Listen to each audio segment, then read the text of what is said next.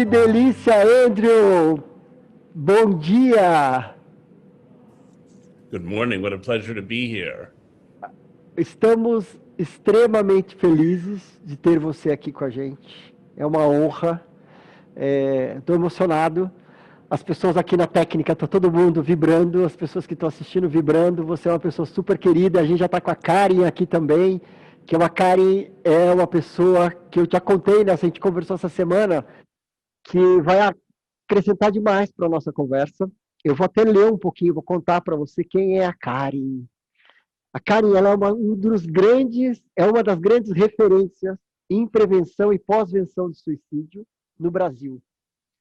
A Karen, ela é psicóloga, mestre em saúde pública pelo Instituto, eu vou falar errado esse nome, Karolinska, na Suécia, e doutora em psicologia escolar e desenvolvimento humano pela USP. Ela é cofundadora do Instituto Vitaleri de Prevenção e Pós-Venção de Suicídio e membro da diretoria da BESP, a BEPS, que é a Associação Brasileira de Estudos de Prevenção do Suicídio. Muito obrigado, Karen, por estar aqui com a gente. E também a gente vai ter uma presença muito luxuosa com a gente, que é a Tatiana Vasconcelos.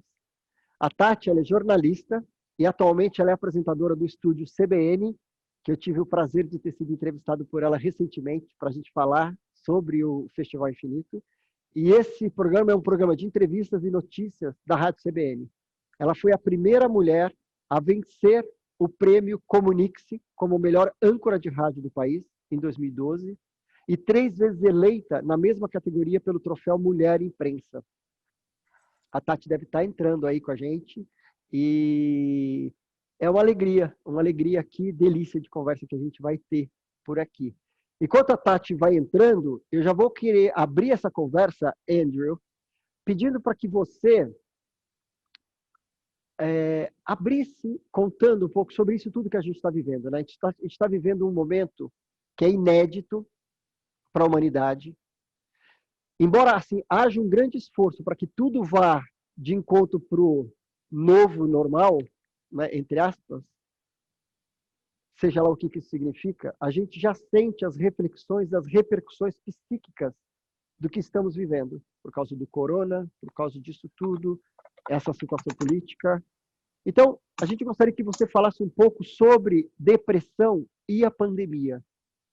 Okay, I'm happy to do that. Let me begin by saying Bom dia, Brazil. My only sadness is that I'm not doing this in person. It would be wonderful to be able to come to Brazil now, and I hope soon travel between our countries will be possible. I think the psychological effects have been enormous of COVID, and I think that they've inhered in several different things. There's everyone's fear of the disease itself. That fear is very real. It's very much at the forefront of our consciousness. People are living in a state of terror about getting sick or about dying. People are living in a state of grief because they've lost people they love to this illness. There is a great deal of grief going on. People are in a state of financial crisis because so many jobs have disappeared with this, and there are so many people who aren't able to function in their financial lives and are struggling. And then there is the way in which it has changed the structure of our lives. Sartre famously said that hell is other people, but hell is also the absence of other people. And this pandemic has brought us both.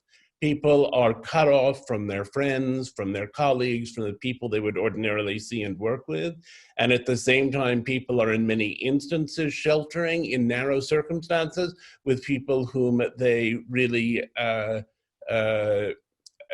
whom they may really love, or whom they may really not, but in any case, members of their families, and the level of constant exposure to people is completely overwhelming. Parents of children are now with those children all the time in a way that nobody contemplated before. So what has been the upshot of all of this? Some people are very mentally robust and they've been okay through it all. A lot of people are in need of what I would call psychological first aid. They are in, you know, they're not actually clinically depressed, but they are struggling a little bit and they need to regularize their sleep and their eating and all kinds of other things, their exercise to get their lives under control. Some people who've never before had clinical depression or anxiety are having it now, and the rates are especially high in young people, because for young people, the disruption is in many ways the most significant. One recent survey in the US showed that 90% of children between the ages of 11 and 20 showed symptoms of clinical depression and 80% symptoms of clinical anxiety. And then you have the people who already suffered from depression and anxiety for whom the situation has escalated in a terrible and alarming fashion and who are now struggling so much more than they ever did before. So you have all of that going on, and what you have overall is a sense that the entire mental health of the nation, of the United States, of Brazil, of the world, the mental health of the world has taken a turn for the worse. Perfeito, perfeito. Tati, seja bem-vinda. Deu tudo certo agora. Bom dia. Oi, gente, bom dia.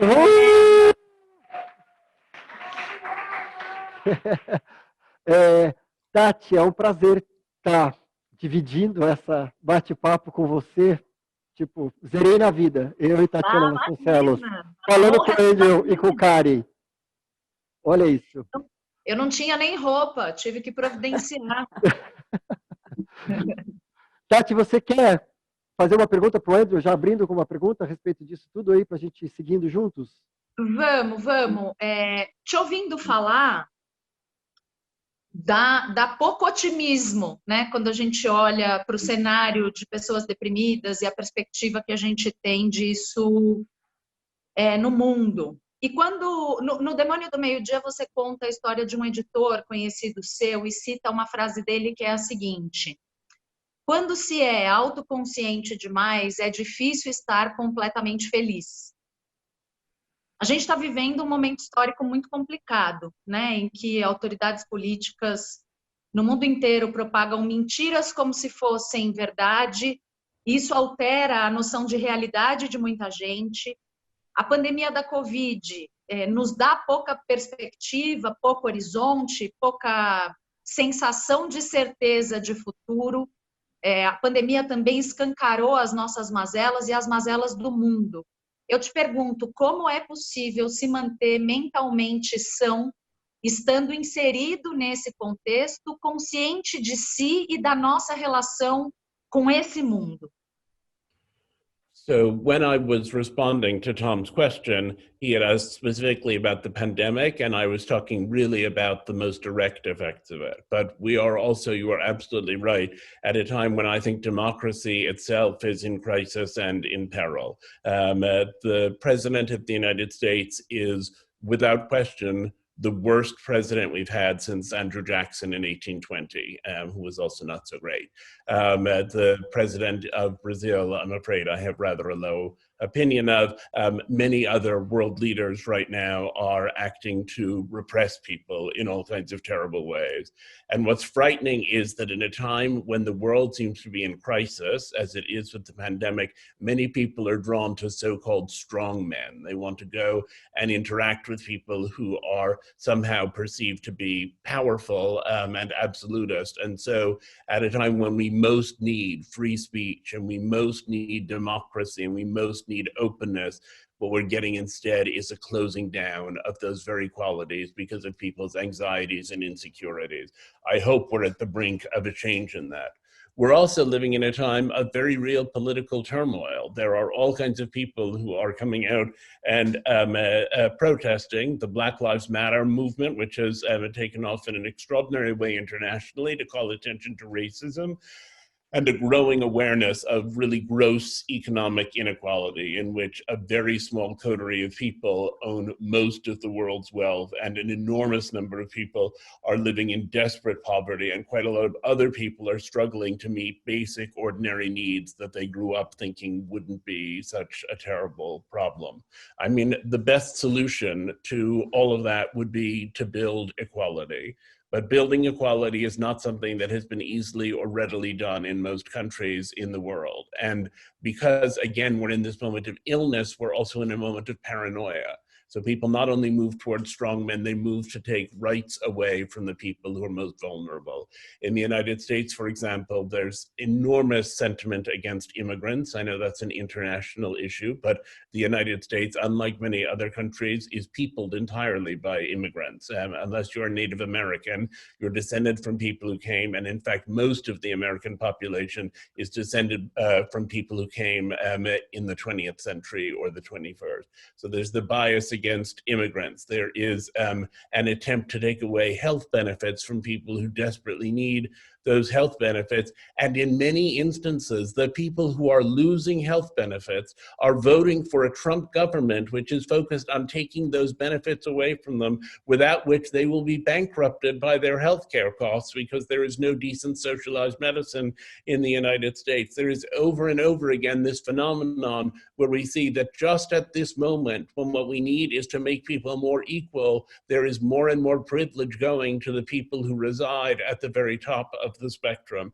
And it's a very dark moment in that regard. And yet, these Black Lives Matter protests, which started off as a sort of small thing and which were fueled in part by people's frustration with the sense of helplessness that the pandemic had brought to them, these protests have taken off and have taken off around the world. And there is a sense now, it feels like we're in an episode of some sort of childhood science fiction movie. These forces of good and these forces of evil are coming into conflict. And the left has become more extremely left, the right has become more extremely right. There is a moral fight going on for the soul of the world. And every day we seem to wake up to more news of the way that it's gone.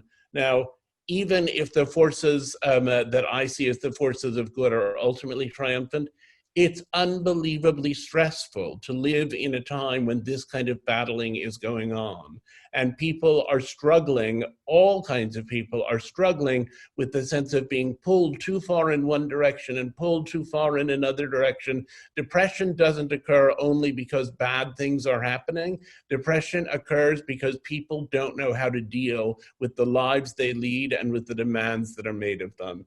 And never in history that I can recall, and I'm 56 years old, never in the history I can recall have we been pulled so dramatically into trying to figure out where to make our alliances, what we value, what we believe in, and how to make progress. And that stress and that tension, combined with the stresses I previously described, related actually to the medical and social issues around the pandemic itself, that is pushing us to our very outward limits, and with tragic effects. I mean, I get letters often from people who are negotiating depression and other kinds of difficulties.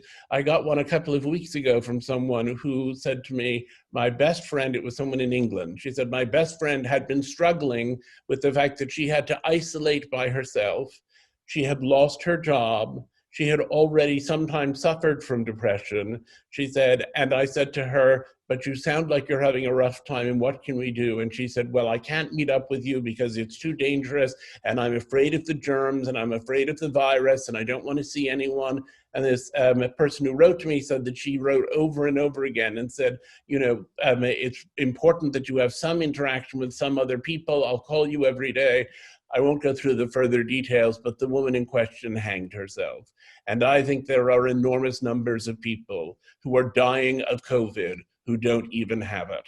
I think we live in a state of crisis, and that crisis is as dangerous as the virus that generated it. Perfeito. Eu queria aproveitar esse fim da sua fala até para aproveitar a Karen, fazer uma pergunta para a Karen a respeito dos dados, né? Disso tudo que a gente está falando. Existe já algum dado que indique o aumento do número de tentativas de suicídio no mundo durante essa pandemia, durante tudo isso que a gente está vivendo? Existem dados falando já sobre isso? Bom dia, Tom. Bom dia a todos. Bom dia, Tati e Andrew. É uma honra estar aqui com vocês. Estou emocionada aqui de participar dessa roda tão especial. Obrigada pelo convite. E para todos vocês que estão aqui nesse domingo de manhã, né? Bom, Tom, na verdade, muitos estudos estão sendo feitos, né? Então, muita produção científica no mundo inteiro. Eu faço parte de uma equipe internacional de 37 pesquisadores que estão mapeando, né, o que tem de aumento em relação a suicídio e Covid no mundo. E não houve ainda um aumento de suicídios completos. Em alguns lugares, a gente até observa uma diminuição do número de casos.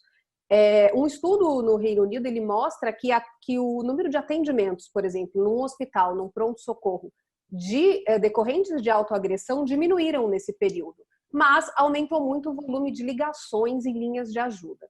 Né? A gente não pode deixar de pensar que nunca se falou tanto em saúde mental e nos seus impactos, né? E o suicídio ele não vai ocorrer de uma forma assim tão causal. Então acontece alguma coisa, em seguida aumenta esse número de suicídios. É um quebra-cabeça complexo.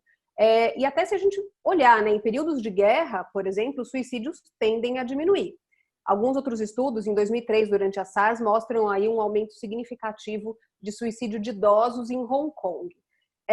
O Andrew citou, né, um estudo dos Estados Unidos que mostra realmente um dado preocupante, que os jovens são os que têm lidado pior com a pandemia e têm tido mais sintomas de ansiedade, depressão e muita solidão. E lógico, a gente pode imaginar o porquê, né? Questões de idade, a necessidade de sociabilizar, menor experiência de passar pelas questões da vida e pelas frustrações. Tem alguns estudos que estão falando que os impactos de agora, com relação à saúde mental dos jovens, vão ser sentidos em até pelo menos 9 anos. A gente fala em 4 ondas, né, da pandemia, sendo a 4ª onda a de saúde mental. E essa onda ela já começou. O que nos preocupa é o depois, não só agora o durante, mas também o depois. Que o Andrew deu vários exemplos do que tem acontecido agora. Então a gente vê um aumento desses fatores de risco, como o próprio aumento dos transtornos mentais, do estresse, da violência doméstica, dos abusos, de perdas financeiras e de planos para o futuro, dos lutos todos, desemprego, isolamento, aumento do uso de álcool e drogas. E aqui, a gente vê também isso muito no Brasil, né? Uma dificuldade de ter atendimento na área de saúde mental, excesso de reportagens do tema. E eu não vou nem entrar aí na parte política que o Andrew começou a falar, porque daí a gente vai ficar aqui um tempão falando isso. Então, a gente tem muito trabalho pela frente, mas ainda não temos números de aumento de casos no Brasil. Eu não sei quanto a vocês, mas quando eu ouvi o 9 anos, me deu um aperto na garganta, um frio na barriga, oh meu Deus, será que eu vou ter ar para seguir isso? Eu acho que quem está ouvindo, a Tati está fazendo assim também, meu Deus, meu Deus. Tati, você tem uma pergunta sobre o demônio, né, do meio-dia. Eu estava aqui estudando, né, para a nossa conversa. Andrew, eu vou voltar no livro, se você me permite, porque você conta sobre o seu processo, né, sobre o seu processo de depressão, e eu quero saber se você se sente à vontade para compartilhar um pouco de uma parte do processo que é quando e o que fez você sentir que a vida voltou a ter valor? Teve um ponto de inflexão? Teve um ponto de mudança? Qual foi essa situação? Look, I've been very, very fortunate within the context of the misfortune of having this illness. I had a number of things that were working in my favor. I had family and friends who were loving and attentive, and particularly in my original episode of depression, when I was in my early 30s, in which I wrote about at great length in that book, my father really came through and helped pick me up off the floor and coached me through. I had access to excellent medical care so that I really got the kind of treatment that is effective.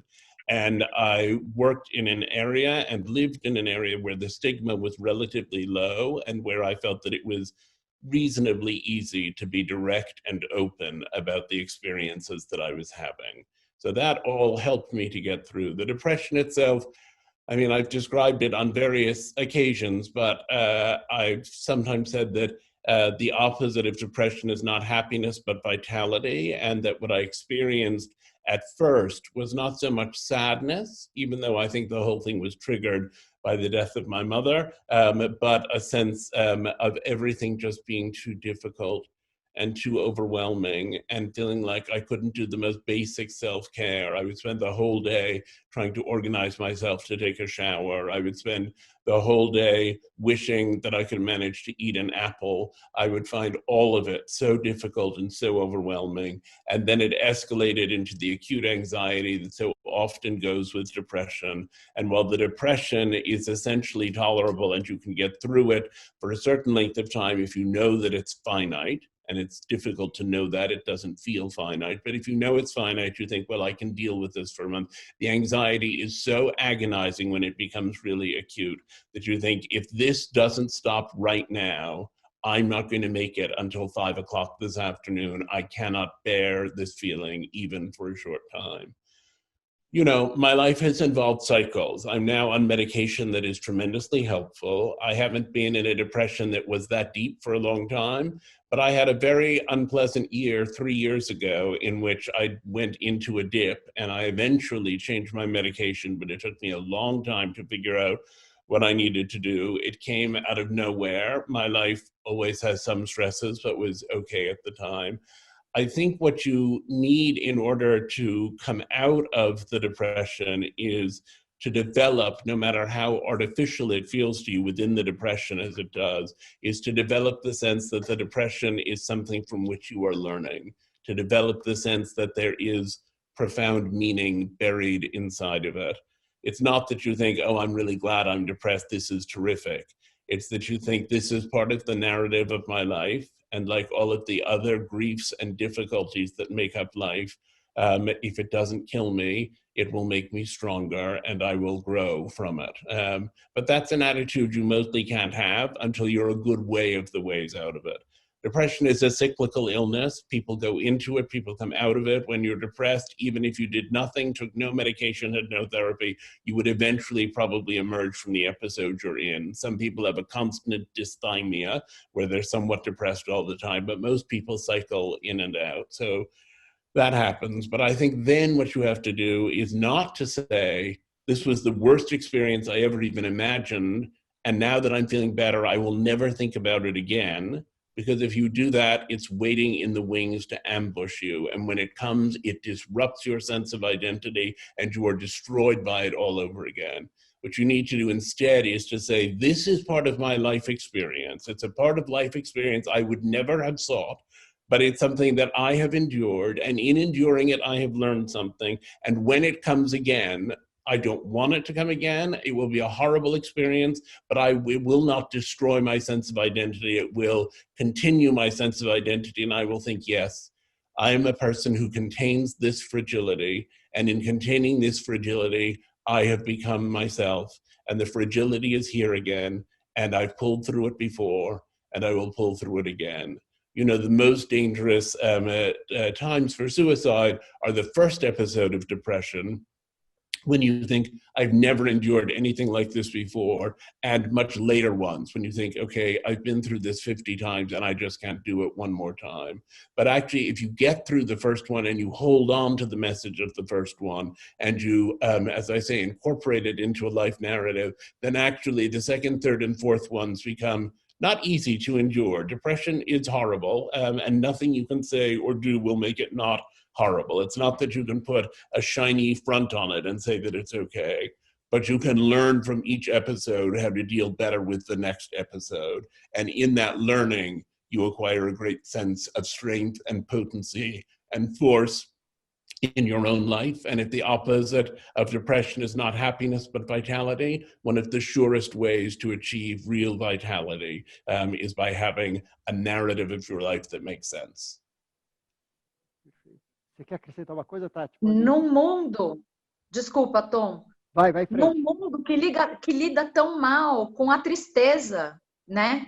Que cobra da gente uma felicidade, uma realização e um sucesso, a gente nunca pode estar triste, nunca pode estar deprimido, e o que você está dizendo é o contrário disso, né? Abrace a sua tristeza, abrace a sua patologia e aprenda a lidar com ela. E isso é ainda mais difícil se a gente considerar o contexto social, não? Yes, the social context is tremendously difficult, but the thing that I think people miss out on is how common these difficulties are. So people said when I first started publishing about my experience of depression, they said, but aren't you afraid of what other people will say to you? Aren't you afraid of what other people will think of you?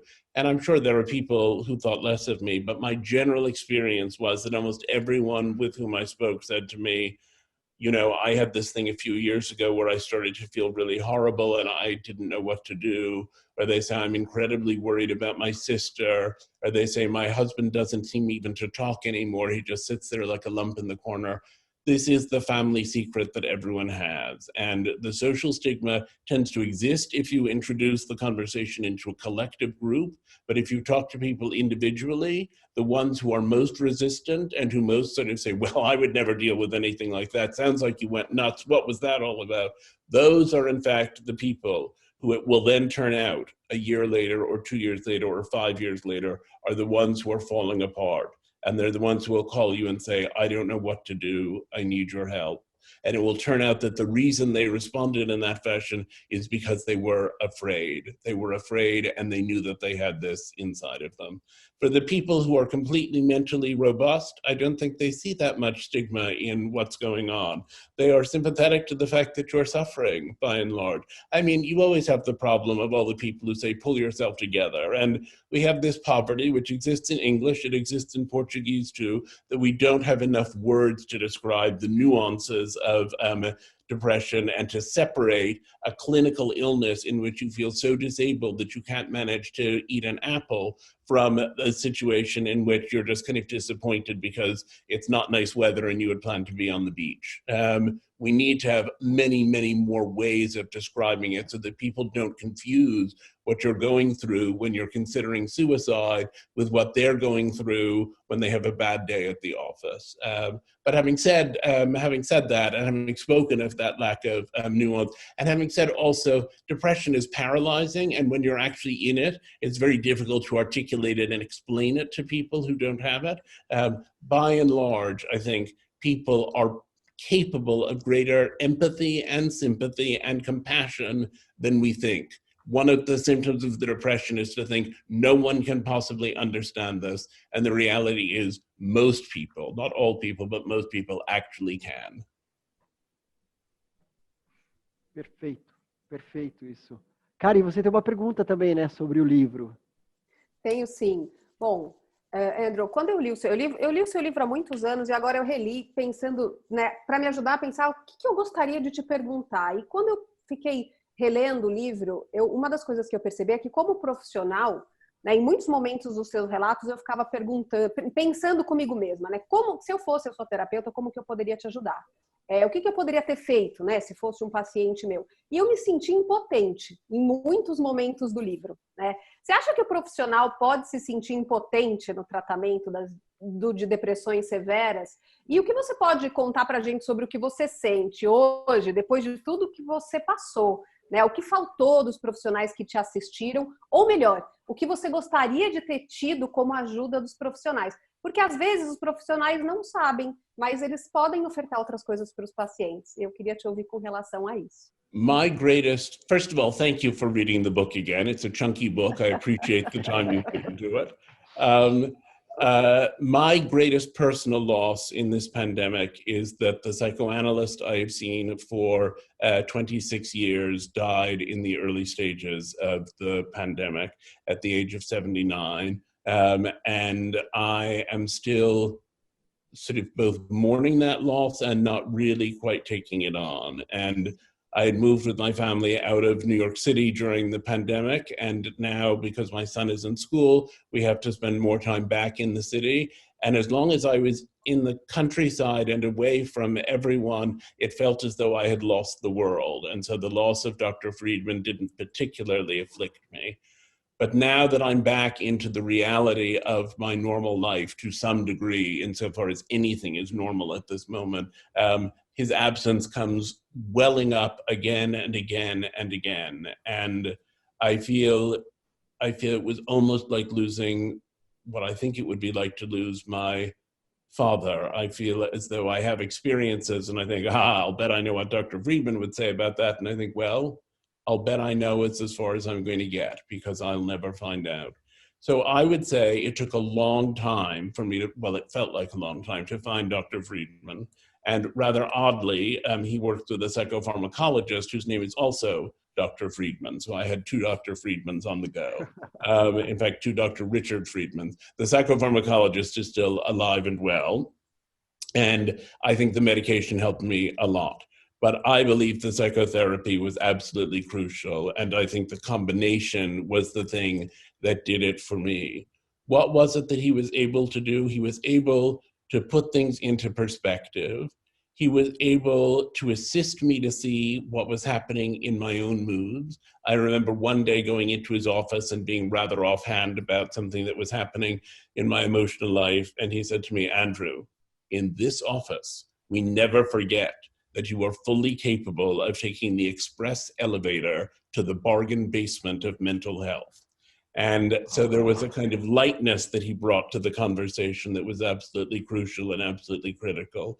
And there was a sense of his helping. I mean, I talked about ultimately feeling that I had had meaningful experiences. And I have to emphasize over and over again, when I'm really depressed, it does not feel like a meaningful experience. This is a perspective for after I've been depressed. When you're depressed, you feel anywhere from miserable to suicidal. You don't feel anything else, to frozen, but you don't feel anything else.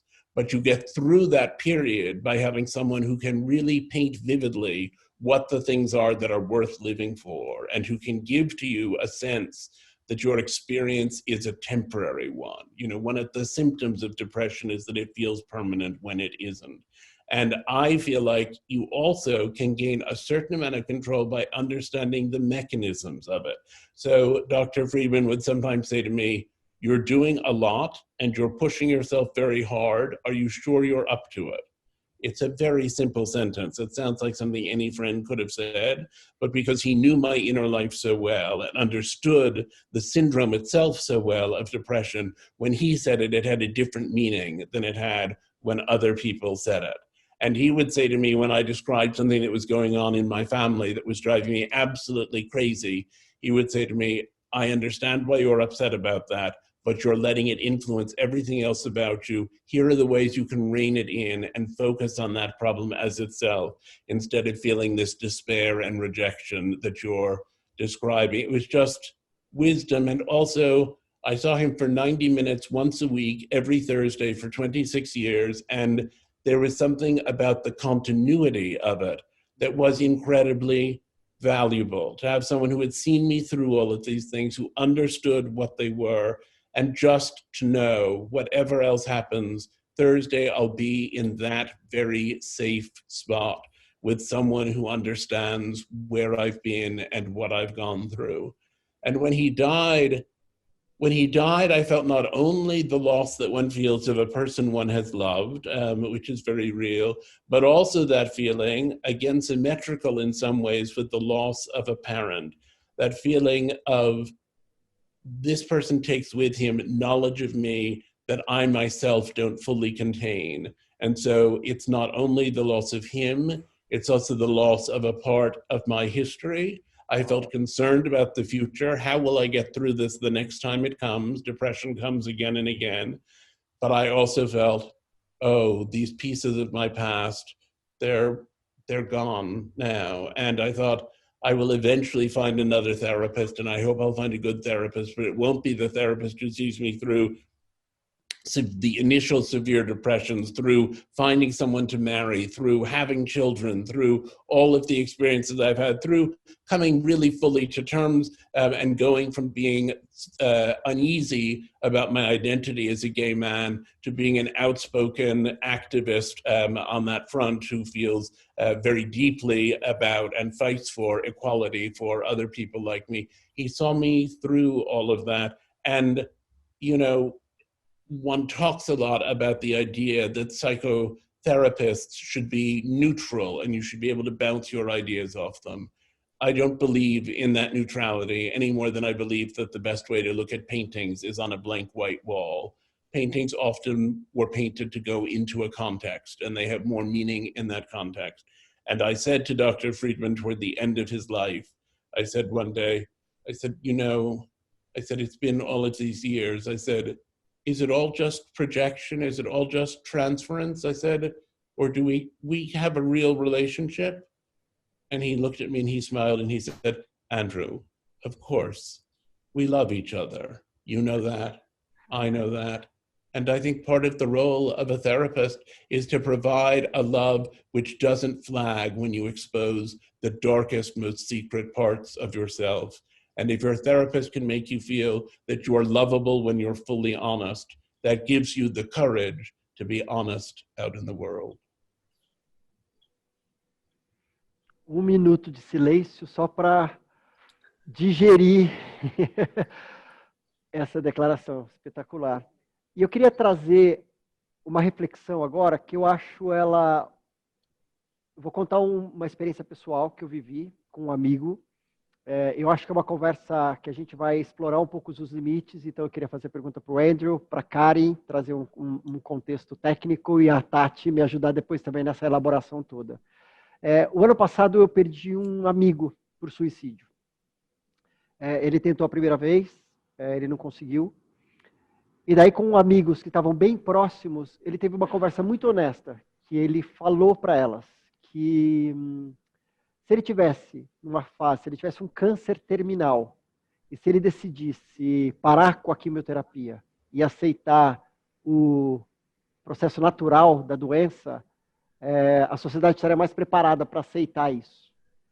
E quando ele falava sobre depressão, que ele falava, eu estou em estado terminal, a minha alma está morrendo. E eu preciso que vocês entendam isso. E quando isso chegou até mim, ainda mais eu que sou o maior defensor de cuidados paliativos e entender de aceitar a morte como um processo natural, de cuidar do sofrimento em todas as suas dimensões, né, físicas, emocionais, espirituais, sociais, quando isso chegou até mim, eu falei, putz, é verdade, eu nunca tinha pensado dessa forma, isso é autonomia. E eu tenho um pouco de receio de trazer, porque não estamos aqui para estimular ou promover de que sim, é um direito. Então, por isso que eu quero tratar com maior cautela essa abordagem. Mas, Andrew, eu gostaria de te ouvir sobre isso, depois ouvir a Karen e a gente abrir essa reflexão, porque isso me pegou muito forte. Primeiro, daí eu vi, foi a primeira vez que uma pessoa próxima se suicidou, então foi realmente assim, quando a gente fala do tabu da morte, o tabu do suicídio é muito maior. Foi a comunicação da morte dele, não houve posts bonitos no Facebook com as pessoas postando foto abraçadas com ele, falando quão especial ele era, como ele é, como das memórias. Foi tudo muito assim, por bastidores, comunicação por WhatsApp. Tinha uma pergunta solta no Facebook, onde vai ser o velório, mas o que aconteceu? Muitas perguntas sem respostas. Então é muito cruel. Mas eu gostaria de ficar nessa reflexão, quando ele falou, a sociedade não aceita que eu também estou em estado terminal. Se fosse o estado, estivesse num câncer terminal, as pessoas iriam entender que eu não quero mais fazer o tratamento. O que você acha sobre isso, Andrew? I think that's, such a profound and complex and important question, and it's hard to answer it sort of spur of the moment. It warrants books of its own. I've dealt with a variety of suicides under a variety of circumstances. My mother, who seems to be coming up a lot today, but there's a portrait of her hanging behind me that you can now see in the frame, I think. My mother had terminal cancer and was very ill. And she said to us as a family, she said, as long as there's a chance of my getting better, I will continue to have treatment. But when it becomes clear that there are only pain and suffering ahead of me, she said, then I'm going to end my life. She said, I'm not afraid of dying. She said, but I'm afraid of losing my dignity. And a good friend of hers had died of cancer a year earlier. And she said, I saw Sandy screaming in that hospital bed, and I'm not going to leave the world that way. And I'm not going to leave you with memories of me like that. And that indeed was what she did. So that was what gets called aid in dying rather than an emotional vacuum. But that suicide, immensely complex, and I wrote a novel about it, and I can talk about it for hours, but I feel was right. My college roommate, who was a good friend, not my closest friend, but a good friend, was living in Rome. I was living in New York. Terry sent me a message in which he said he was feeling depressed. But Terry had always seemed so basically upbeat, so kind of almost exhaustingly upbeat. And I was an idiot, even though it was after I had written my book about depression.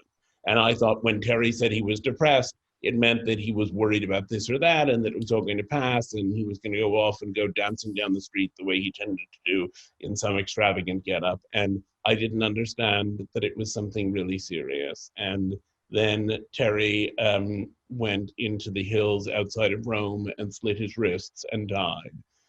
And the devastation he left behind was so enormous. And all of these friends of his pulled together. And I'm in touch now. I've become very close to his partner of many years, whom I had not known well before that.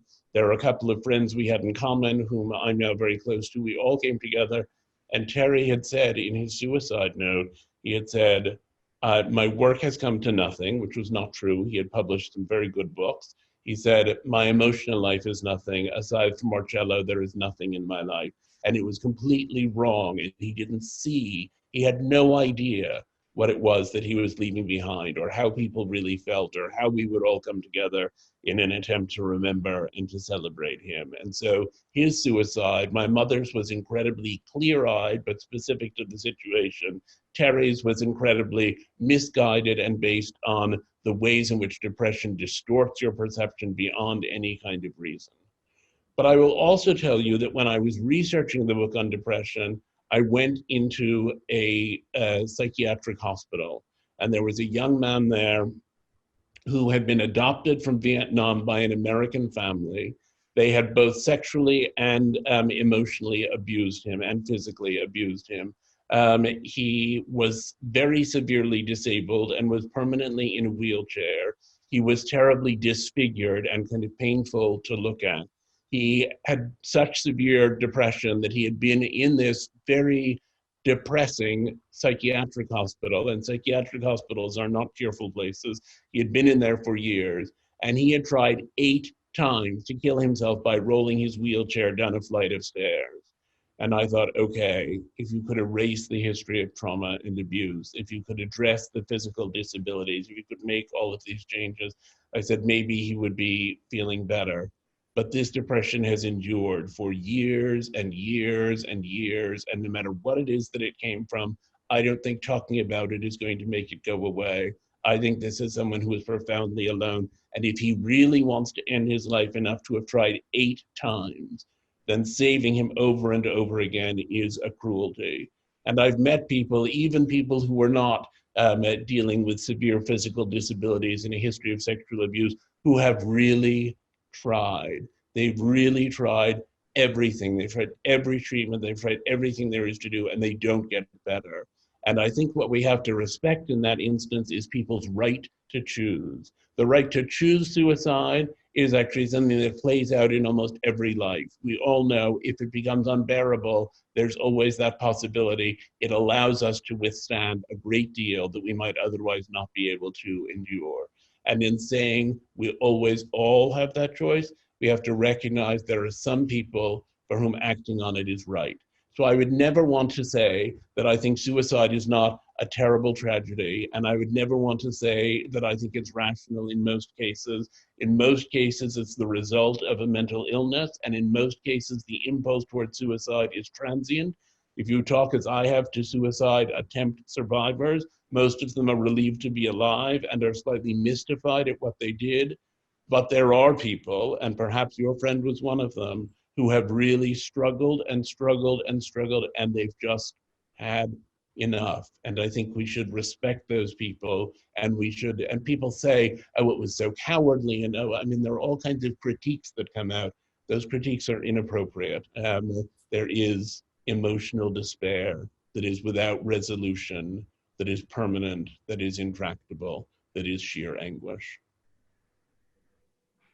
Perfeito, perfeito. Karen, o que você acrescenta aqui nessa conversa sobre esse pensamento, essa reflexão?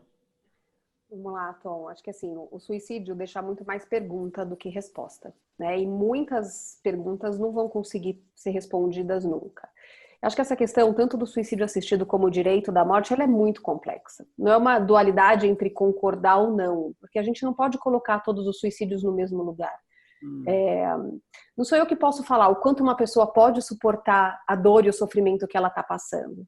E eu sei que muitas pessoas, né, o Andrew falou isso agora há pouco, muitas pessoas que sobrevivem também a tentativas, tem umas que ficam felizes por terem sobrevivido, e uma outra parte delas acaba ficando mais frustrada. Isso só aumenta o desejo de se matar por N motivos. A gente não tem exame que possa detectar o grau de sofrimento de uma pessoa, como se o exame também desse o direito ou a explicação de que ela, né, se ela suporta ou não.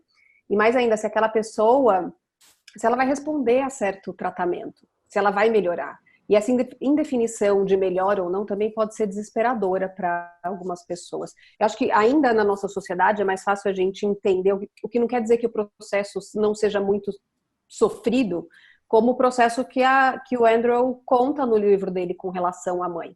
Né? Quando alguém tem uma doença terminal e que pelos exames você também consegue ver que as coisas estão muito ruins. Tem uma casa no Reino Unido que ela recebe pessoas que pensam em se matar. E dá 4 dias de hospedagem nessa casa, e é uma casa totalmente mantida por voluntários. Para que essas pessoas possam ter um respiro, um tempo, possam repensar a sua intenção, além de poder conversar com os voluntários da casa. É um tipo diferente de ajuda. Eu não sei te dizer quantos decidem ou não pelo suicídio depois, mas é um novo jeito de olhar e de tratar. Acho que tem um livro muito bom que eu recomendo para todos os psicólogos, para todas as pessoas, que é o Suicídio e Alma, onde ele fala que a pessoa que se mata, ela já estava morta antes de acabar com o físico. Acho que são muitas reflexões, né? Eu trabalho com prevenção e por isso eu sempre vou tentar ofertar ao outro o que está na minha mão. Uma boa escuta, anos de estudo, algumas técnicas. Eu acho que tem uma imagem que eu acho que é muito forte, que é aquela do barqueiro do inferno, né? Que é estar junto com uma outra pessoa, navegando o seu inferno e indo para uma direção.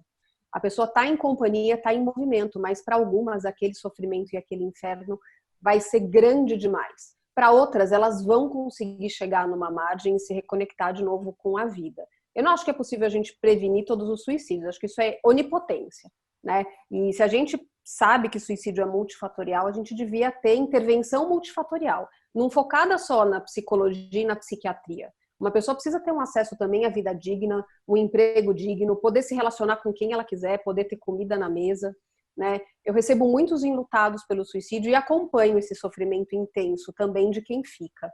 Mas como alguém que trabalha na área, eu, sem dúvida, respeito e entendo o sofrimento e que ele tem um limite e não sou eu que vou falar esse limite para o outro. Mas eu, como profissional, não posso perder a esperança de que tem coisas que podem ser feitas para muitas pessoas. Tem algumas que a gente ainda não sabe como lidar. E talvez não tenha realmente o que ser feito. E acho que também é muito complicado ficar na mão de uma clínica, por exemplo, como a do suicídio assistido, decidir quem tem o direito e, mais ainda, o dinheiro para se matar. Então, eu acho que a gente precisa falar muito, conversar muito mais, refletir muito mais sobre isso. Perfeito, perfeito. Você quer acrescentar alguma coisa, Tati, antes de fazer sua próxima pergunta, é isso?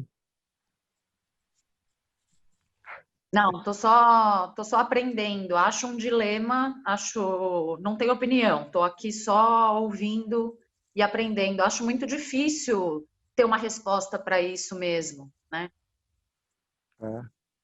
Você quer trazer uma próxima pergunta, Tati? Eu queria também falar um pouco sobre tratamento. Quero ouvir vocês dois.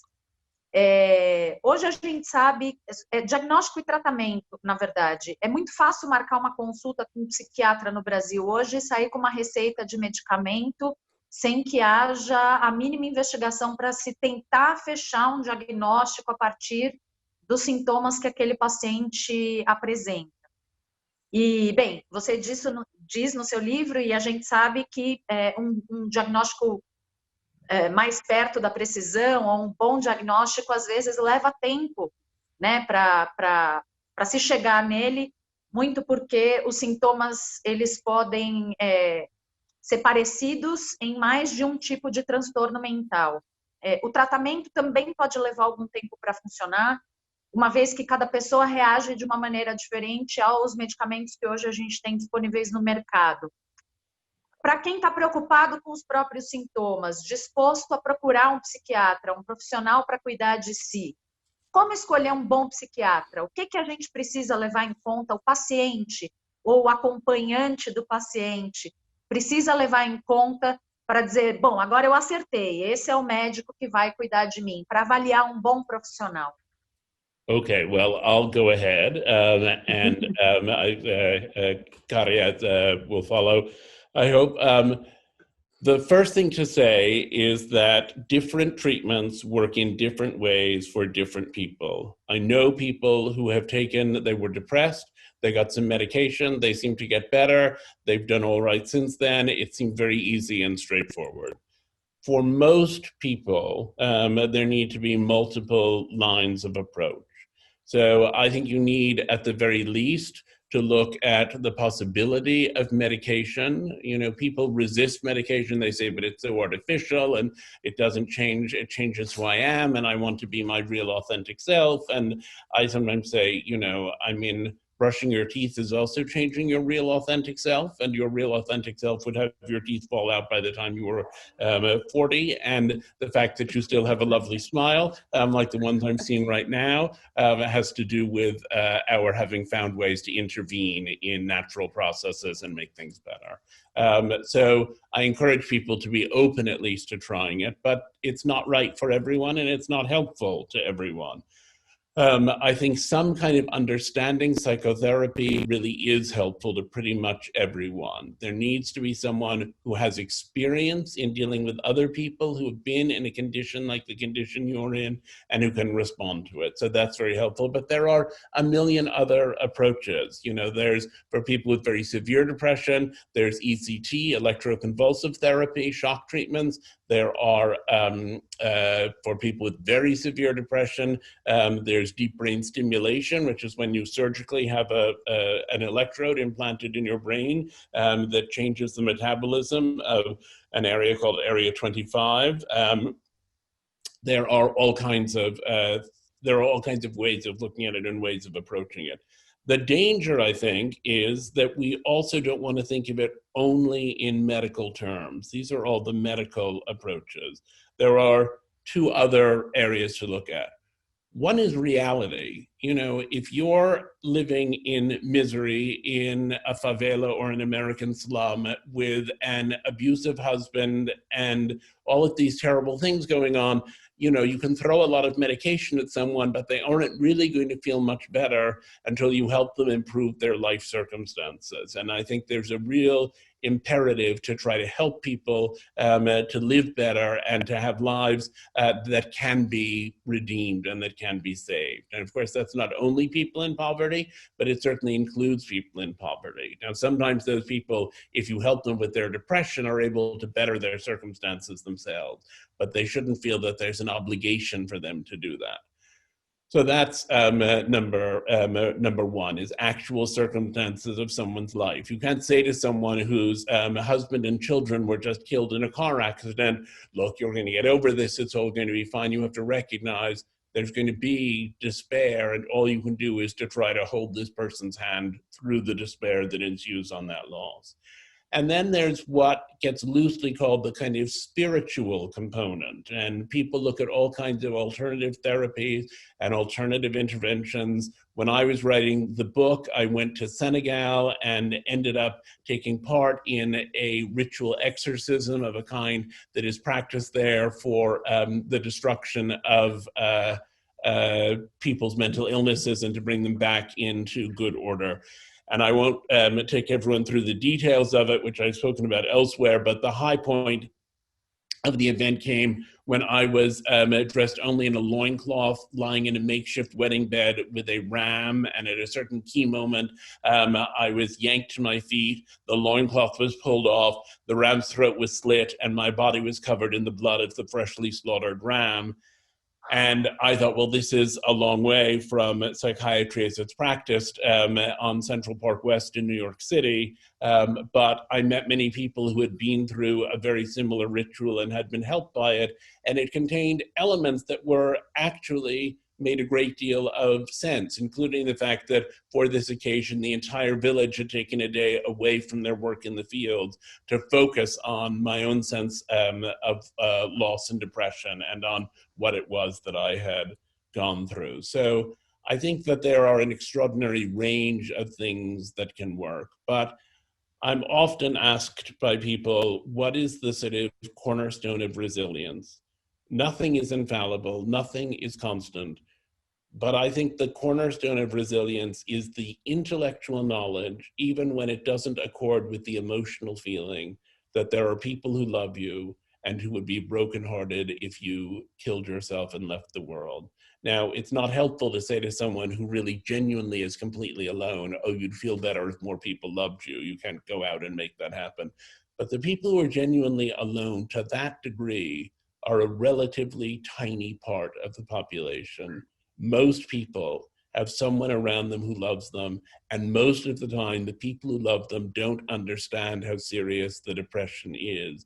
And much of the time, what a professional can help you with is to understand that you in fact are loved and to help you identify the people who love you and to remind you that that gives you a method and a reason and a way forward, and that if some people love you, other people also can love you. So that was kind of a long, rambling answer, but I think you have to approach from every possible angle. And as I say, what worked for one person fails for someone else. It's very inconsistent. It's not a simple chemical imbalance that any doctor can adjust. And the other thing that I would just say in closing is that whoever is treating you or helping you, whether it's a sort of Sangoma or whether it's a psychiatrist or whoever it is, has to give you time. So often people want to meet with you and they talk to you for half an hour or they talk to you for 15 minutes and then they say, okay, try this medication and see how it goes. It requires time and patience and knowledge and trust. The patient cannot trust the practitioner after 15 minutes. The practitioner cannot know the patient after 15 minutes. There has to be that time, and sadly, in many of our societies, that time with a professional is treated as a luxury rather than a necessity. Nobody would say to you, you really need chemotherapy for the cancer you have, but we're only going to give you half a course of it because you're poor. But people will say to you, you're only going to get 15 minutes with the therapist because you're poor. And that's a terrible situation.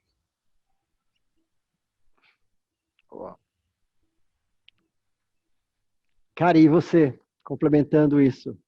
Bom, difícil complementar, né, Tom? Depois dessa resposta maravilhosa do Andrew, eu acho que eu concordo com tudo que ele falou, né? Eu acho que não se pode diagnosticar rapidamente, né? Você precisa ouvir, você precisa dar um tempo para conhecer aquele paciente. Eu não acho que é só psiquiatria também, ou terapia que resolve, acho que são várias coisas juntas e é caso a caso, é sempre caso a caso, né?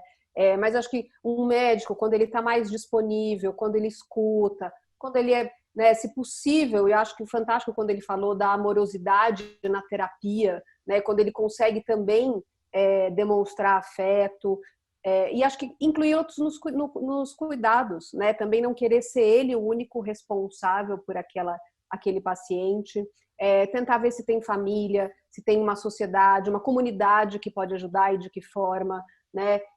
E aí poder olhar dentro da história daquele paciente também, quais são os outros fatores de risco que ele está passando, para além de uma depressão, para além, né, de um pensamento suicida, para poder ter um olhar, acho que um pouco mais abrangente.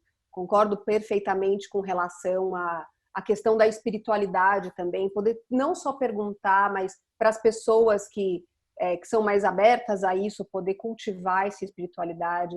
Então, acho que tem algumas coisas que a gente olha, mas que elas acabam acontecendo mais dentro de um consultório particular, infelizmente, no Brasil. Né? Aqui, até conseguir uma consulta com o psiquiatra numa rede pública, é uma consulta de 10 minutos e olhe lá.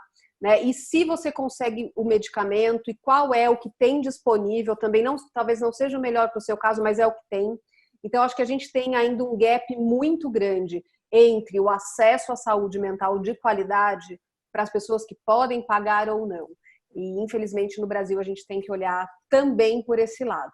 Filas de 6 meses nos CAPs, que é o nosso Centro de Apoio Psicossocial, para pessoas que pensam em suicídio. Como você pode esperar 6 meses para uma consulta com o médico se você está pensando em se matar? Então, acho que a gente tem aí alguns outros pontos também para pensar, para além somente do conseguir ir no psiquiatra, né? Como que é um bom psiquiatra? Acho que chegar num psiquiatra ainda é um psiquiatra e um psicólogo ainda é um desafio enorme para a maioria da nossa população. E assim, talvez a gente tenha ido lá para a primeira pergunta, quer dizer, o contexto social, né, o meio é muito importante também quando a gente está falando do indivíduo, né? Sim. E o contexto familiar também, né, Tati? A gente, quando a gente estava desenhando e falando sobre esse painel com a Lu e tudo mais, você trouxe essa questão, né, de como que o familiar... Eu já vi alguém comentar aqui embaixo que tem amigo, eu acho, uma amiga deprimida, e a pessoa comentou aqui, não há o que eu diga para ela que faça ela enxergar, sentir e tal. Eu ouvi uma vez uma definição, que eu não vou me lembrar de quem, mas que o deprimido vê o mundo cinza. Por mais que você queira apresentar cores e dizer, veja, há cores aqui, ele não vai enxergar. Então, assim, Karen, Andrew, como orientar as famílias, os familiares, os amigos, as pessoas que circundam um paciente em depressão? Porque muita gente, e acho que isso é um drama comum, né? As pessoas querem ajudar e não sabem exatamente como. Eu acho que a gente precisa primeiro começar a falar mais, né, Tati, sobre prevenção do suicídio, sobre como ajudar alguém. Então, desmistificar, eu acho que é o primeiro passo, né? Essa questão de depressão não é frescura e também que tem tratamento disponível. Acho que a família precisa ser sempre incluída num tratamento. Infelizmente, em alguns casos, a gente vê que a família ela pode ser um fator de risco para a pessoa e aí a gente vai buscar outras possibilidades, né, do que a gente chama aí de fatores de proteção. Mas eu acho que eu acho que falar é o primeiro passo. Conseguir o atendimento é o segundo, esse atendimento e esse tratamento funcionarem é um terceiro. Então, tem muitos passos dentro do tratamento de uma depressão. E aí vamos ter muitos desafios. Acho que a família precisa ser orientada, ela precisa ser acolhida. Uma família fica muito preocupada e também não sabe como agir, não sabe o que falar. Às vezes, querendo ajudar, ela acaba atrapalhando, né? Ela precisa entender também, se possível, como funciona o medicamento, qual é a resposta esperada, em quanto tempo, até que para que ela também possa identificar se tem algo que está acontecendo que não está legal ou que não deve, né, que ela deve procurar um médico com mais rapidez. E acho que ter paciência, muita paciência, entender que a pessoa está num tratamento, e um tratamento é um processo, a coisa não acaba de uma hora para outra. Tomar muito cuidado para ela também não ficar se culpabilizando muito, porque senão ela para de conseguir fazer as coisas, ela entra numa culpa e ela deixa de conseguir ajudar. Acho que são muitos pontos aí dentro da sua pergunta, mas eu diria que acho que essas são algumas questões para a gente refletir. I mean, that was really an excellent answer from Karen. I think it shows what the essential things are. I think family has to feel that this is an illness not of the individual, but of the family. Frequently, there are family dynamics of one kind or another that are contributing to states of depression or suicidality or mental illness, whatever the situation is. And frequently family members have themselves very complex emotions around the emotional state of the person who is ill. They're angry. They're angry at how many resources this person is absorbing. They're angry that this person isn't functioning in the way that he or she should be functioning to contribute to the ongoing activities of the family. People are disappointed and people are afraid. They're afraid if he can get into this state and I am his blood relative, is this going to happen to me too? They're afraid of all kinds of things beyond that kind of egotistical thing. They're afraid, is this person who seems to be suffering going to end up killing himself? And what am I going to do if that's what happens? And so on and so forth. And so I think what you really need is for families to be brought into the treatment process.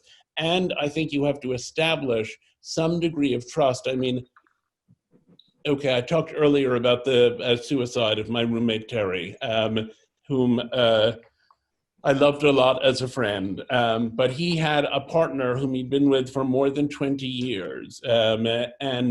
Marcello was in Berlin on a business trip, and Terry went to see his psychotherapist, and he said, "I'm thinking of killing myself."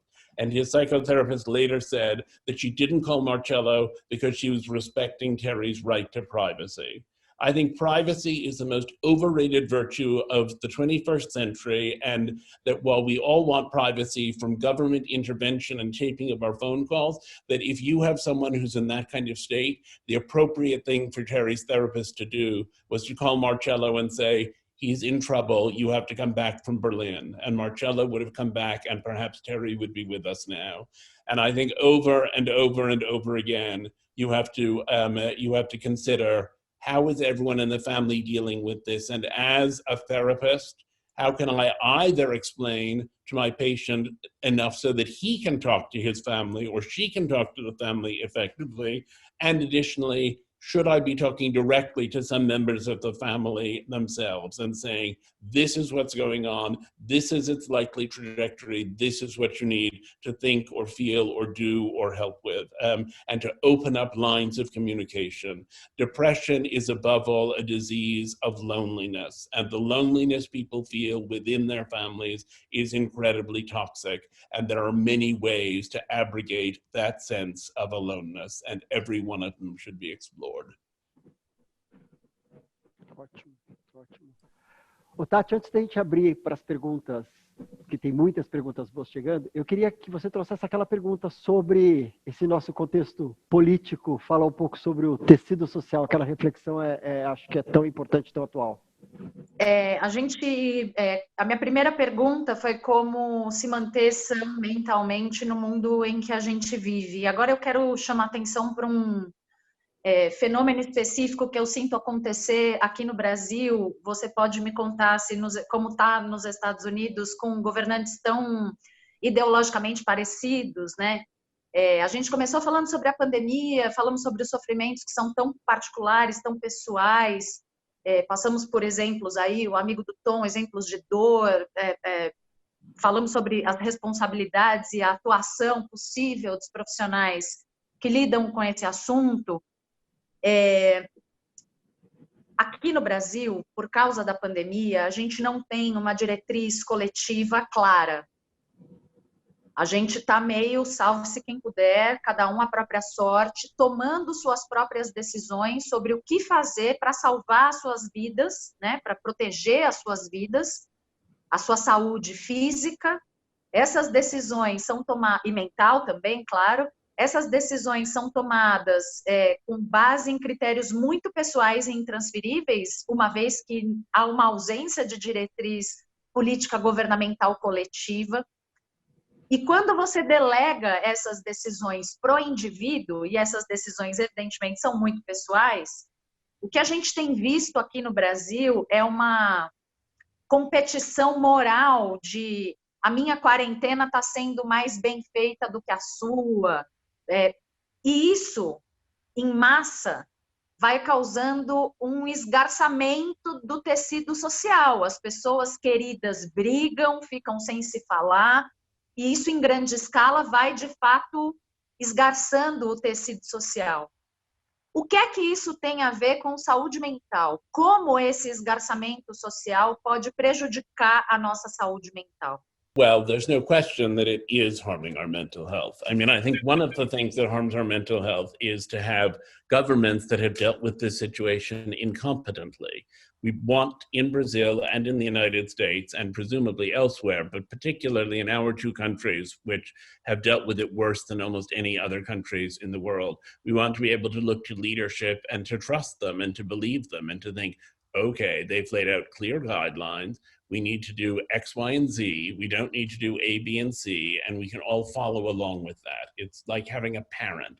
You want someone who says to you, you know, you can go there, but you can't go there. You can go swimming in that part of the ocean, but stay away from that end of the beach. Whatever it is that people are saying to you, and we don't have that. And that has made this whole crisis, the psychological aspect of it, much harder than it would be if we had governments who were dealing with this situation responsibly. So that's number one. Number two, I think, is that there is, as I said at the beginning, this escalation in people's depression and anxiety, and especially among younger people, and then obviously among very old people who are afraid of dying. But the big question that you asked in a way when you talk about one person doing their quarantine better than another person does is, what is responsible behavior? And what's incredibly difficult is that even putting our governments aside, we don't know. So my brother and I have had kind of an argument. My brother's feeling is that my father is 93 years old, and if he gets COVID, he will almost certainly die from it. And if he has to go into a hospital where visitors are not allowed because the contagion is too terrible, he will die alone, and that is the worst thing that could happen to my beloved 93-year-old father. And so my brother's policy is that he will not go into my father's house. He will not have my father in his house. He will not stand closer than 6 feet away, and so on and so forth.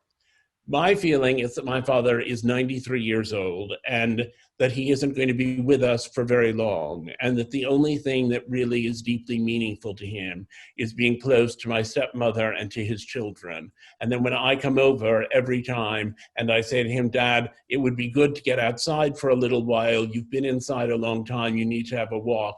He says, well, all right, give me your arm. And for me to say, no, I'm not going to give you my arm seems to me like a kind of cruelty. And when my children, his grandchildren, come over, he throws his arms out wide and he says, come give me a kiss. And for me to say to them, you can't kiss grandpa anymore, you know, the idea that he would go to his grave and that some kiss in March, some incidental one, would be the last kiss he ever had from any of his grandchildren seems criminal to me. But look, my brother, I'm sure, is also being self-protective because he's afraid of catching the illness himself.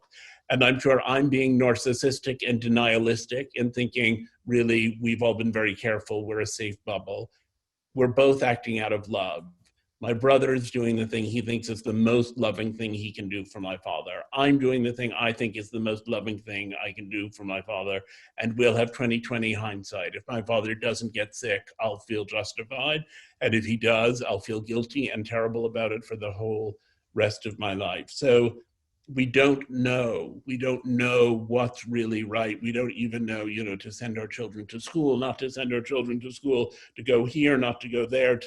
It's just this welter of chaos. And psychologically, that kind of chaos is incredibly, incredibly taxing. And that sense of second guessing yourself all the time is very, very difficult. And so we all have to figure out what are the reasonable precautions. And then, you know, there are a lot of things that aren't worth dying for that are worth risking dying for. So every time, you know, I get into a taxi cab, I get into a vehicle with someone I've never seen before in my life who could quite possibly crash the vehicle that we're in by jumping a light. Taxi drivers in New York, but also in my experience in Rio and Sao Paulo, are not always the most careful drivers in the world. You're risking your life every time you get in a cab. But you need to get from place to place, and there's no other way to get there. Sometimes you take taxis. And so I feel with this, we're taking risks. I know that I've taken risks, and my brother has taken fewer risks, and I don't know who's right. I don't know who's right, and we won't know, and it's pointless arguing about it. We all have to come up with our own formulation. Perfeito. Eu acho que é muito complicado a gente poder até pensar, né, quem tá certo ou não nessas situações. Acho que tem essa comparação toda que a Tati falou, né? A gente vê isso acontecer muito em rede social, então, estou produzindo mais, vendo mais cursos do que você, e acho que as pessoas ainda não entenderam que rede social, as pessoas só mostram o que querem, né? Não é possível que depois de tantos anos as pessoas ainda não parem para ter uma reflexão crítica do que elas veem nas redes, não só como está a pandemia de cada um, mas também com relação a fake news, a coisas que também, quando a gente começa a consumir em excesso, faz muito mal, né? Eu acho que o Andrew deu um exemplo aí com relação ao pai, eu acho que isso é algo que muitas famílias estão passando, né? Conseguir ter esse equilíbrio entre você estar protegido da Covid e você poder manter a saúde mental dos seus membros da sua família, né? Eu tenho uma filha de 13, que é filha única, e agora a gente está nessa volta para aula, não volta para aula. Vamos voltar, porque a escola está com uma série de ações para tomar conta, e a gente acha que o impacto dela ficar sozinha em casa com 2 adultos, mesmo tendo contato por internet com outras pessoas, é pior do que o risco que a gente vai correr com ela indo para a escola. Então, acho que isso é uma coisa muito individual de cada família.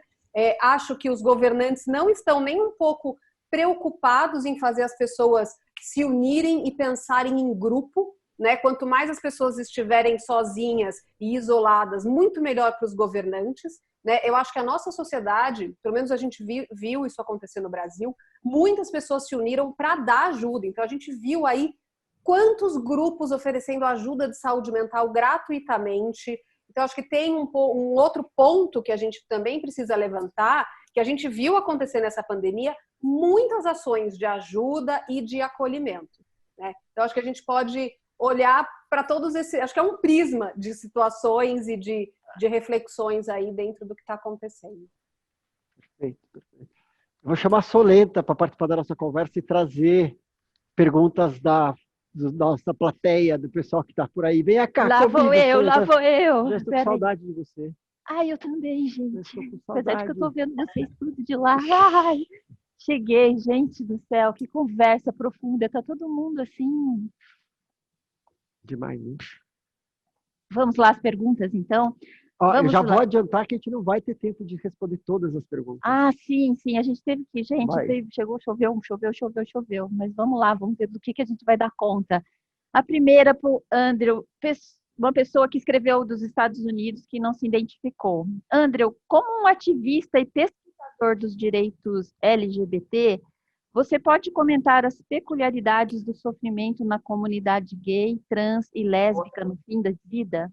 I'm not sure if you mean the suffering of this community overall in the world or the suffering of this community, particularly in the pandemic. But since I always like big questions, I'll go with the world. I mean, I think that people who have grown up LGBTQ often have had enormous sense of brokenness and inadequacy as they're growing up, often are told that they are doing something which is a crime or a sin or an outrage of one kind or another, are often feel that they have been pushed to the margins of society.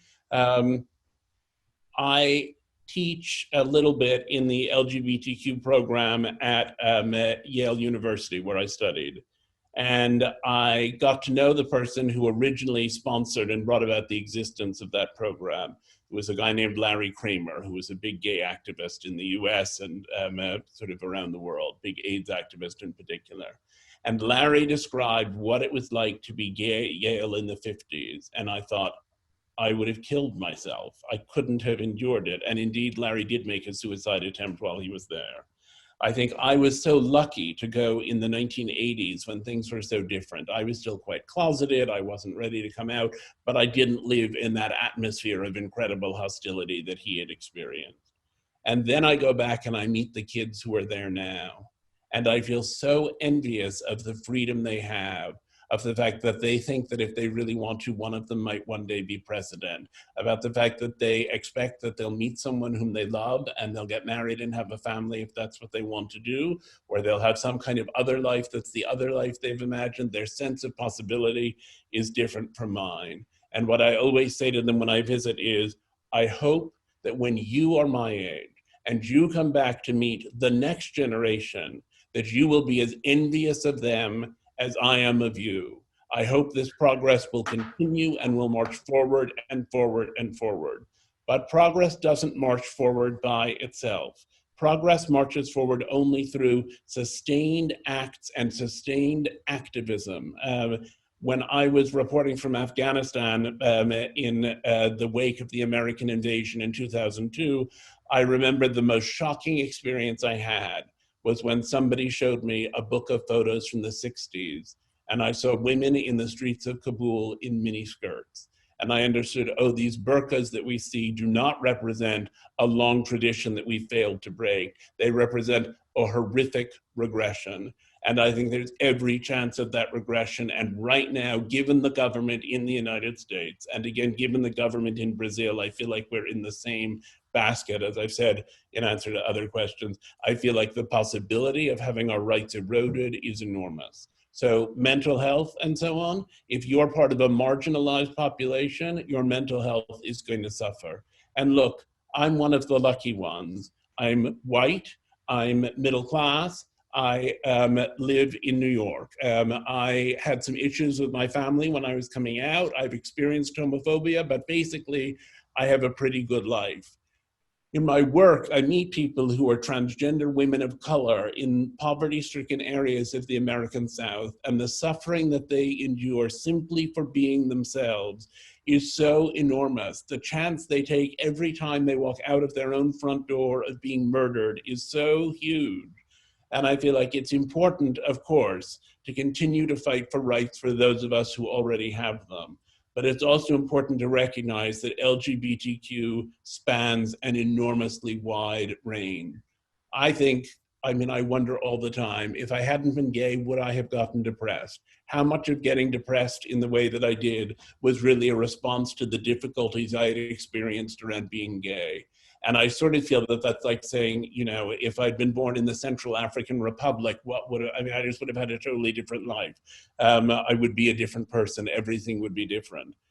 But I think when I think about the fact that I got depressed, my big struggle was around my sexuality, and it led me to a nervous breakdown, and it could have led me to suicide. And it took a while to get through that and get to the place where I am now. And I think if it was that hard for me, and I had all these advantages, how do these other people manage it? How do they manage it? And I think that the responsible behavior of government and of public health services is to recognize those strains, and not only to say gay people should have the right to get married, but to say gay people or trans people or queer people or anyone else should have the right to go out in the streets and feel safe and feel accepted.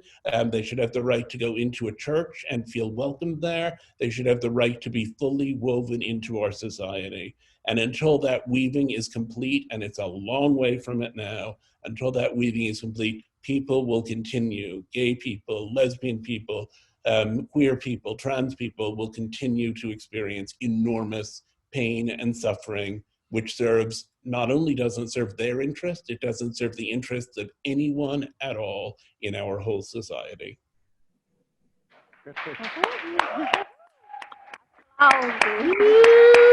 Andrew. Uau! Bom, qual a opinião de vocês sobre internação em casos de depressão, ansiedade, transtornos alimentares? Isolar o paciente pode trazer benefícios no tratamento? Que encarem? Olha, eu acho que quando o paciente às vezes precisa de internação, né? E aí tem um outro ponto também que hoje é muito difícil a gente conseguir aonde internar pessoas aqui no Brasil. Não estou nem entrando na questão da questão antimanicomial, mas pessoas em risco para si mesmas e que a família também não consegue, não vai conseguir dar conta de algumas situações, precisam de internação.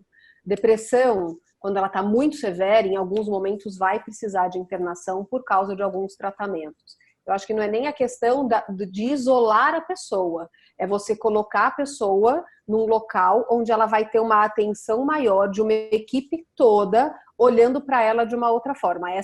Isso seria o mundo ideal, né? No mundo real, a gente vê que não é bem assim que funciona. Tem essa dificuldade de internar as pessoas e de achar locais que tenham essa visão aí bem ampla.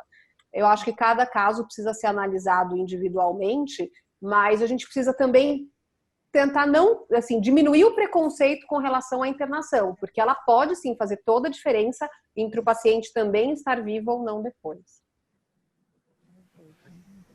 Andrew, você quer complementar algo sobre isso? I think you've said it very well. I think, I think a hospital is ideally, at the very least, a safe environment for someone who feels unsafe with herself in the world. But I think, you know, there are good hospitals, there are bad hospitals, there are people who benefit from them, there are people who benefit less.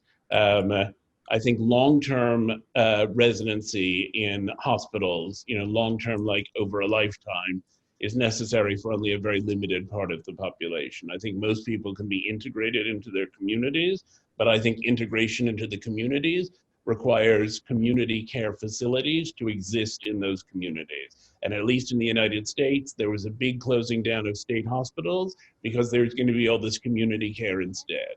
And what happened? The budget got slashed for community care, and now there is no community care. And the largest, the institution that contains the largest number of mentally ill people in the United States is the prison system of California.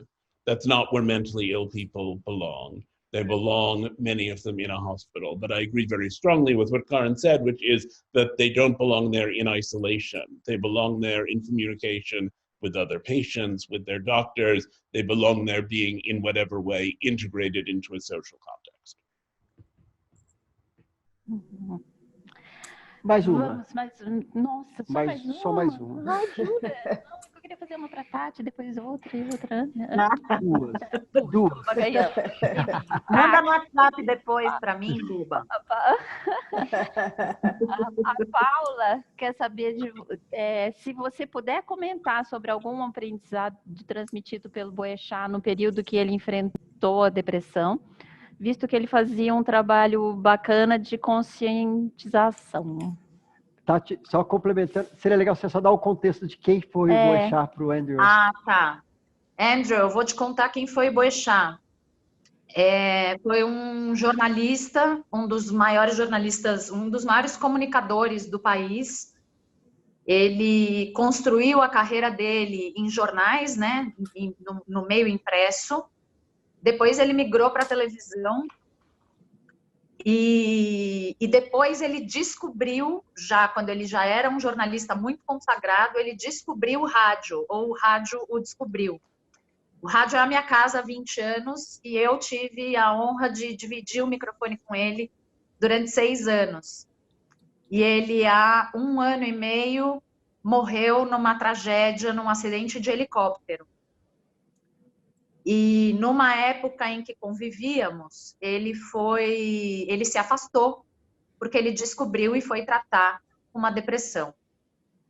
Para responder objetivamente a pergunta, eu acho que o maior ensinamento que ele deixou, e ele repetia muito isso, porque depois, já com o tratamento iniciado, quando ele voltou a trabalhar, ele dava palestras, né? Ele falava sobre a experiência dele com a depressão, e eu acho que a tecla em que ele mais batia foi que ele demorou muito para admitir que ele tinha depressão. Ele demorou muito para ir buscar ajuda, para ir fazer um tratamento, a despeito da insistência da Verusca, da mulher dele, a despeito da insistência dos chefes e das pessoas que trabalhavam com ele, que diziam que ele não podia viver naquela velocidade, que ele não podia trabalhar o tanto que ele trabalhava.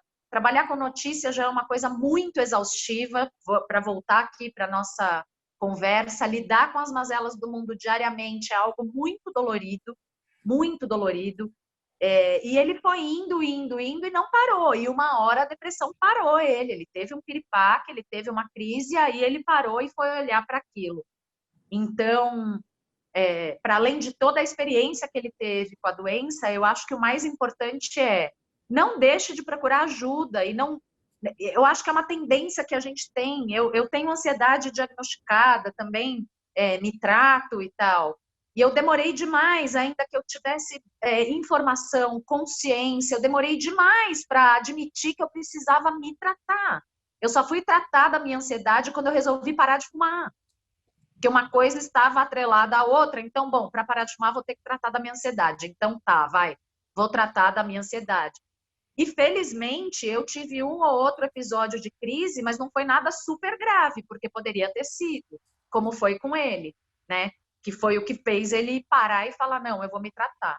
Então, eu acho que o grande exemplo é esse. Não espere, sabe? Não ache que você dá conta. Porque não tem problema não dar conta. Às vezes a gente não dá mesmo, e tudo bem. A maior parte das vezes a gente não dá conta. É Tem que isso. aceitar isso, que a gente não dá conta. Uma última para o Andrew, para Sim. fechar. Existe alguma carga genética que, aliada a outros fatores, seja um gatilho para o suicídio? E ainda, naquelas famílias onde há alguns casos de suicídio, cabem estratégias preventivas? All depression, I think, comes from the intersection of a biological vulnerability and triggering circumstances. If you have extreme vulnerability, then very minor triggering circumstances can push you over the edge. If you have very little biological vulnerability, then it takes very extreme circumstances to push you over the edge. But we all have an intersection.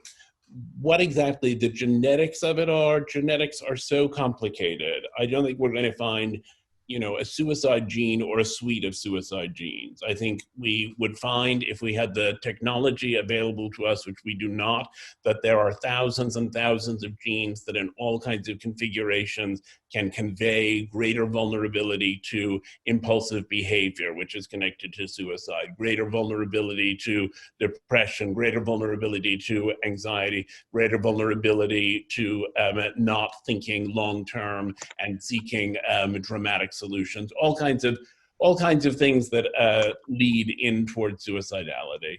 I think to say, oh, well, there was suicide in the family, what else could you expect, is to dismiss people's autonomy and their dignity and their individuality and their independence. But on the other hand, you have to be aware that these things are conveyed. I would say, tying in actually with the last question, this question about how long do you wait until you seek treatment, that part of what is to be hoped is that people who have families in which there is a history of mental illness, and there are many families in which mental illness of one kind or another is concentrated, are attentive to the needs of the next generation. I, like the journalist that Tati was just talking about, I waited until I was unable to do anything before I got treatment. I didn't understand it, I didn't recognize it, and I didn't want to be thought weak. And it took a total collapse for me to do anything. And I wish I had figured out what was going on when I was younger and I had done something about it.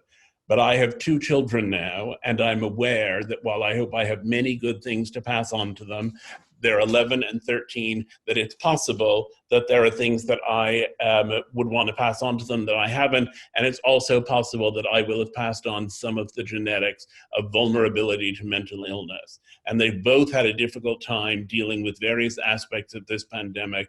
And for each of them, I've insisted that they spend some time with a therapist, not because I think they're at the point at which they're in a state of collapse, but because I want to make sure we don't get any closer to that than we absolutely have to. And they have both resisted it, and they have both said, but I'm not mentally ill and I don't have these problems and everyone's having this, and look at the other people at school. And to both of them, I've said, it's a version of Pascal's wager. You probably know Pascal's wager, which was, if there is a God and I believe in him, I'll go to heaven. If there is not a God and I believe in him, I will have wasted some time.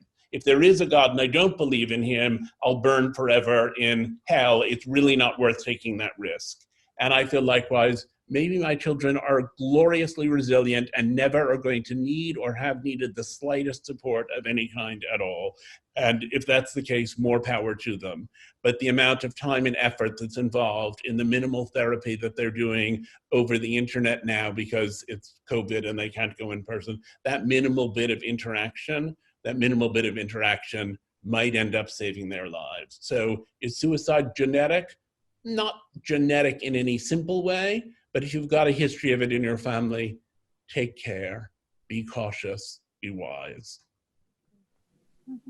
Take care, be cautious, be wise. Uau! Uau! E assim a gente termina essa conversa que a gente passaria o final de semana. Como alguém me mandou uma mensagem, poderia fazer uma rave. A gente começava sábado de manhã até segunda-feira de manhã conversando com vocês. Karen, obrigado, muito obrigado por você estar aqui, acrescentar tanto. Tati, Que honra. Eu e Tati, entendeu? Uma Honra coisa... toda minha. Muitíssimo obrigada pelo convite. Me chama sempre. Sim. Foi um prazer estar com vocês, Tom, Andrew, Karen. Demais, Karen. Também, muito prazer todo meu. Também uma honra estar aqui. Eu que agradeço. E Andrew, não tenho nem como te agradecer. Um prazer enorme, delícia estar aqui com você. Espero que da próxima vez a gente possa de novo sentar numa mesa, compartilhar o almoço, o jantar e ficar mais tempo conversando. Mas eu adorei a oportunidade de a gente estar mais próximo, a gente se conhecer melhor e de você trazer tanta informação tão importante para a gente. Então, você tem uma legião de fãs aqui. Então, venha sempre, a gente está te esperando. E a plateia, a nossa equipe técnica faz o quê? Aê!